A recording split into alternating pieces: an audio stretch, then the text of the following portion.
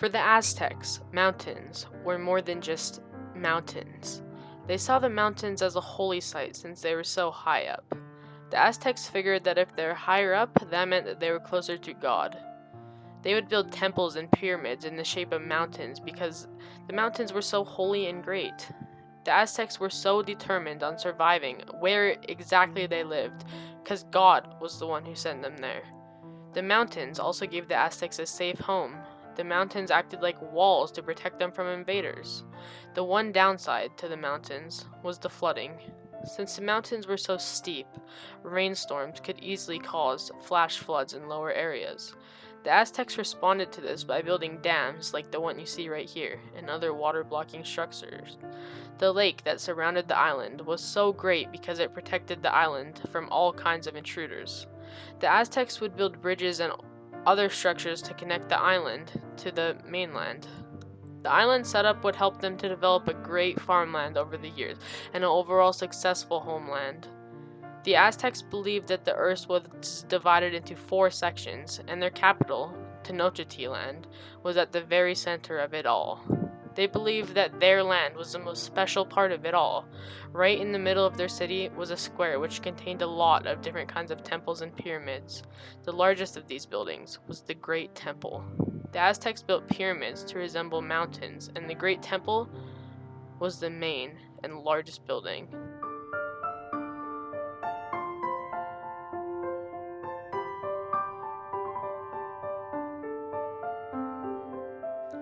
Now, the Aztecs believed that the gods controlled everything they did in their lives.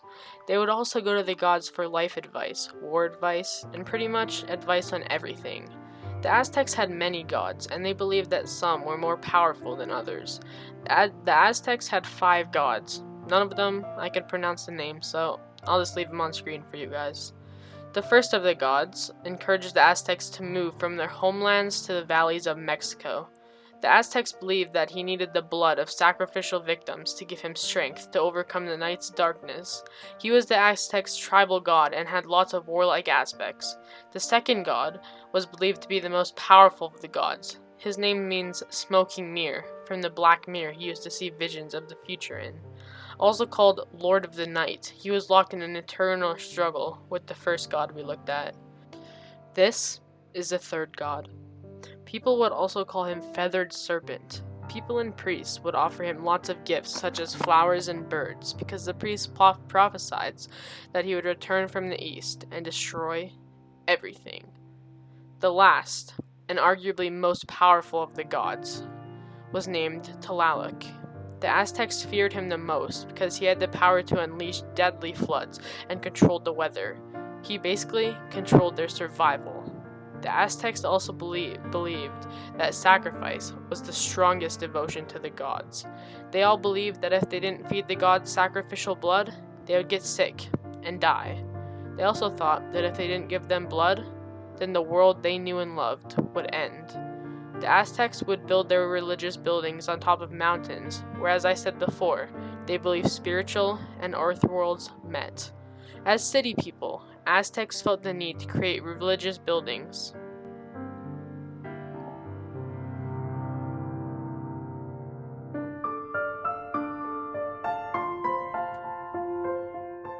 The Aztecs had 2 different calendars, a sacred one and a solar one. The solar calendar was 260 days long, and it took the sacred one 52 days to catch up. They had a great stone calendar that was dedicated to a god.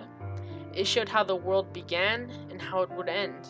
In the center of the calendar, another god had his tongue stuck out to show he was awaiting sacrificial blood. The Aztecs believed that there is 4 eras before the present, and each one had been destroyed. The first, destroyed by jaguars, second, by hurricanes, and the third, by fiery rain, and the fourth, by a flood. According to legend, the 5th would be by earthquakes.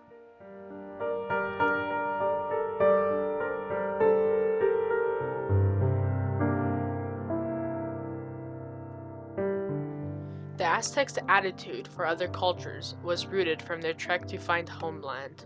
As they were doing so, they ran into conflicts with other people. As a result, They became a disciplined, independent, and resourceful people. War was so important to the Aztecs because it granted them the ability to capture new people for sacrifice. Like I said before, sacrifice had a deeply religious significance to them. It was the strongest devotion to the gods since they believed that the blood of the victims actually fed the gods.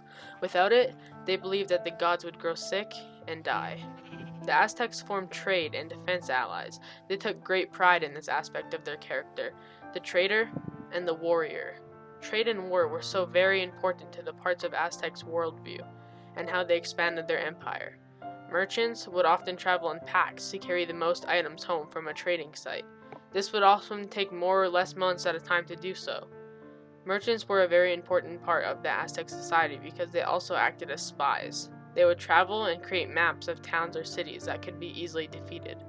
As soon as a baby boy was born, the parents would put a little bow and shield in his hands, showing his commitment to his people. The Aztecs had a law that made every man serve in the army. The Aztecs greatly profited from concerned peoples because they made the people give them gifts in the form of taxes and tributes. They kept amazing records of what they had received and who they had received it from. Thanks for watching. This took me many hours of building and editing as well, so yeah, hope I can get at least a decent mark. Thanks, Mr. Wright.